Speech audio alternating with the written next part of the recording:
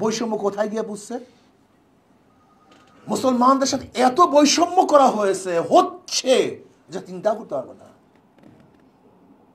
এদের বিরুদ্ধে রুখতে হবে, আন্দোলন করতে হবে, সংগ্রাম করতে হবে। আমি মুসলমান, আমার ইতিহাস আছে, ঐতিহ্য আছে, আমার স্বকীয়তা আছে, স্বতন্ত্রতা আছে, আমার ভিত্তি আছে, আমার আদর্শ আছে, আমার নীতি আছে।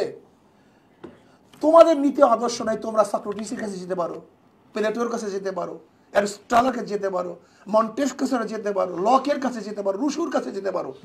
তোমরা ডেমোক্রেসি আদর্শ গ্রহণ করতে পারো, তোমরা সেকুলার গ্রহণ করতে পারো, সোশ্যালিজম গ্রহণ করতে পারো, ক্যাপিটালিজম গ্রহণ করতে পারো, তোমরা ডেমোক্রেসি গ্রহণ করতে পারো। কিন্তু আমাদের তো আদর্শ আছে, আমাদের কারোর কাছে যাওয়ার কোনো দরকার নেই।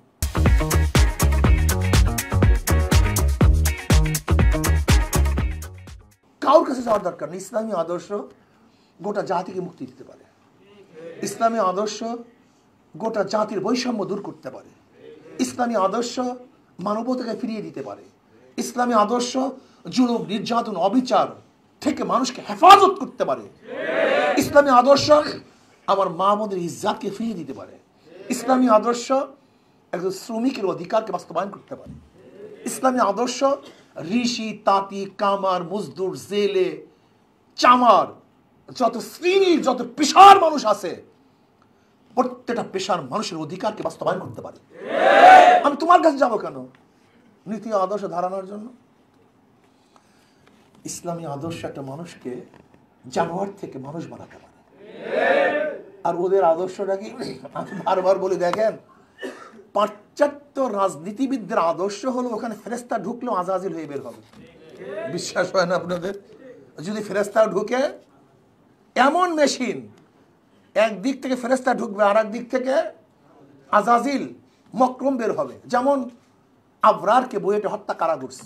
বুয়েটের ছাত্ররা। তারা কারা? সবচেয়ে বেশি মেধাবী।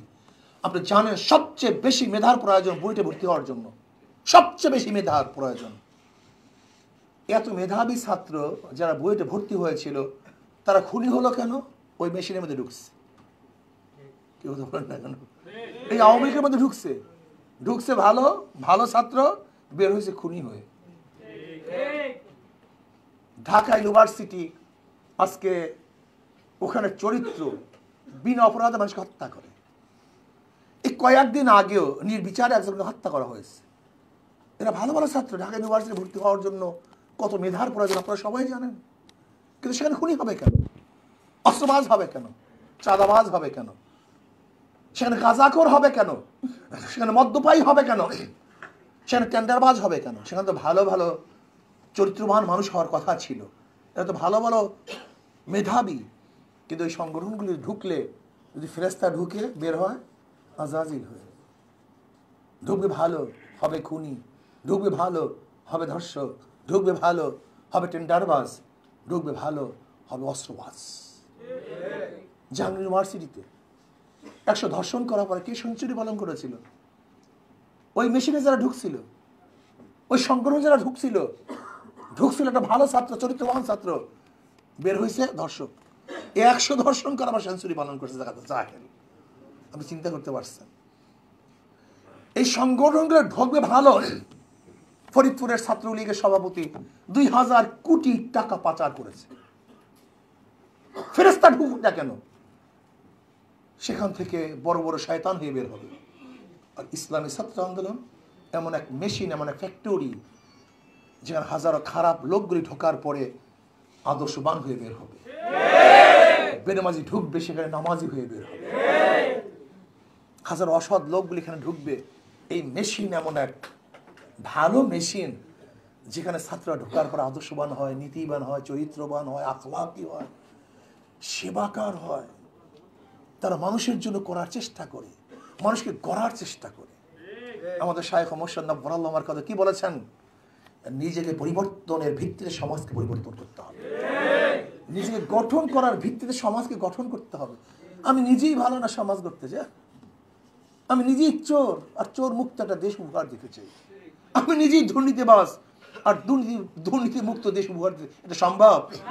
আমাদের শায়খ কি বলেছিলেন মনে আছে তো? তেঁতুল গাছ লাগিয়ে মিষ্টি ফলের আশা করা যায় না, মাদার গাছ লাগিয়ে আমের আশা করা যায় না। দুর্নীতিবাজের মাধ্যমে দুর্নীতি বন্ধ হতে পারে না, চোরের মাধ্যমে চুরি বন্ধ হবে না। আপনি কি দেখেছেন?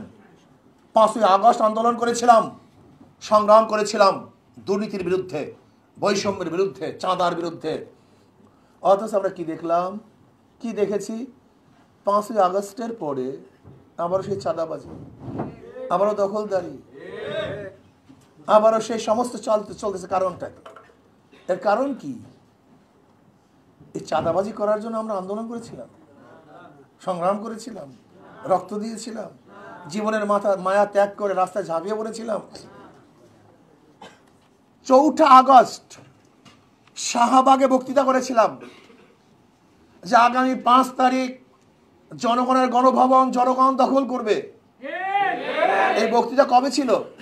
4 তারিখ বিকালে। আল্লাহ পাক রব্বুল আলামিন 5 তারিখে সেই গণভবন জনগণের গণভবন জনগণই দখল করেছিল। আল্লাহ পাকের কৃষ্মা। আমরা কি চাঁদাবাজি করার জন্য, আবার নতুন গুন্ডা আনার জন্য, লেন্টুর পরিবর্তে ফেন্টু আনার জন্য, এক চাঁদাবাজের পরিবর্তে আর এক চাঁদাবাজ আনার জন্য না। এর জন্য আমরা আন্দোলন সংগ্রাম করি না। আসুন, ইসলামের বাহিরে কোনো নীতি ও আদর্শ মানুষকে মুক্তি দিতে পারে না। এর জন্য আসুন না ছাত্র বাবারা, আজকের থেকে এই সমাজকে পরিবর্তন করার জন্য, এই দেশকে পরিবর্তন করার জন্য, আদর্শ ভিত্তিক আর রাষ্ট্র কায়েম করার জন্য এখন থেকে আমাদেরকে ঝাঁপিয়ে পড়তে হবে, চেষ্টা করতে হবে, সাধনা করতে হবে, অক্লান্ত পরিশ্রম করতে হবে। সর্বোচ্চ সাধনা ব্যতীত এটা সম্ভব না। আজকে এখানে যারা আছেন সবাই দায়ী হয়ে যান, সবাই দায়ী হয়ে যান। এই দক্ষিণের যতগুলো প্রতিষ্ঠান আছে, যত ছাত্র আছে, এখন থেকে নিয়ত করব যে প্রত্যেকটা ছাত্রের কাছে ইসলামী ছাত্র আন্দোলনের দাওয়াত পৌঁছাবে ইনশাআল্লাহ। সময়কে বন্টন করেন, নিজামুল আওকাত করেন। এই সময় এইটা করবো, এই সময় পড়াশোনা করবো, পরীক্ষার পরে এইটা, আর এই সময় দাওয়াত। একটা সময় নির্ধারণ করেন, সময় বের করেন, নিজামুল আওকাত করেন, সময়কে বন্টন করেন। সময়কে বন্টন করা ব্যতীত আমরা আমাদের লক্ষ্য এবং উদ্দেশ্য অর্জন করতে পারবো না। ত্যাগী হন, সর্বোচ্চ ত্যাগ করেন। জানের ত্যাগ, মালের ত্যাগ, সময়ের ত্যাগ, ঠিক না? জানের ত্যাগ, মালের ত্যাগ, সময়ের ত্যাগ। এই সময়কে ব্যয় করেন, ইসলাম হুকুমাত কায়েম করার চেষ্টা করেন। দুর্নীতিবাজদের বিরুদ্ধে আন্দোলন সংগ্রাম করবই করবে ইনশাআল্লাহ। আল্লাহ আমাকে এবং আমাদের সবাইকে কবুল করে নেন। বাকি বাস আপনি তো আছেন, চলতে থাকবে। কেন? আরো সময় আছে বাবারে, আমাদের দায়িত্বশীল আছেন। আমার যেহেতু আরেকটা মাহফিল আছে এখনই আসরের পরে, কোনো দরকার নাই, আপনারা থাকেন, বসেন। ছাত্রদের অসুবিধা না, ওরা খানা দানা করছে না। সুবহানাকাল্লাহুম্মা ওয়া বিহামদিকা আশহাদু আল্লা ইলাহা ইল্লা আনতা আস্তাগফিরুকা ওয়া আতুবু ইলাইক। ইমতিয়াজ ভাইয়ের শপথ পড়ে। আসসালামু আলাইকুম।